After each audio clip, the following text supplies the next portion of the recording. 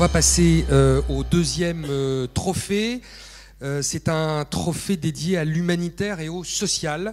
Donc, le lauréat est Benoît du Château-Arminjon du Cambodge. Qui arbore une belle écharpe cambodgienne, je pense. Hein.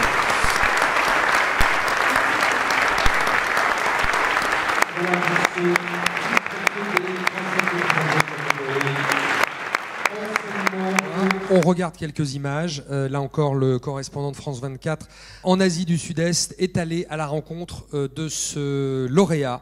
Et on regarde ces images ensemble. Krusartmay, nouvelle famille en cambodgien. Une nouvelle famille pour des centaines d'enfants marginalisés ou handicapés.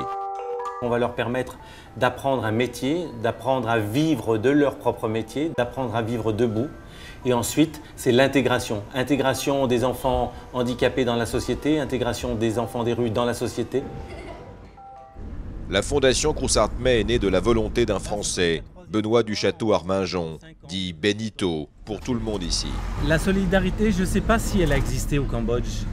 Elle existait au sein des familles, mais quand on regarde entre voisins, il n'y a pas de solidarité. Ainsi, c'est il y a près de 25 ans, dans les camps de réfugiés de la frontière thaïlandaise, que Benito a décidé de tout quitter, puis d'agir. Dans la situation de 1991, il est clair qu'un occidental avait plus d'outils, de formation, de relations avec des bailleurs de fonds et d'organisation, puisque le gros de ma compétence, c'est de l'organisation, c'est de faire en sorte que les choses soient gérées comme une entreprise. C'est une entreprise humanitaire.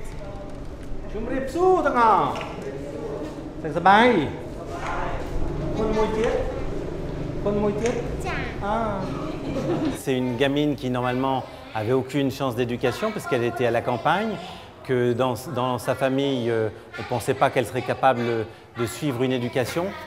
Et elle a suivi sa formation. Et non seulement elle a suivi avec brio, mais en plus elle a souhaité transmettre aux autres. Ici, comme dans chacun des centres Krusartmay, cohabitent des aveugles, des sourds, des enfants des rues. Jamais rien n'est impossible.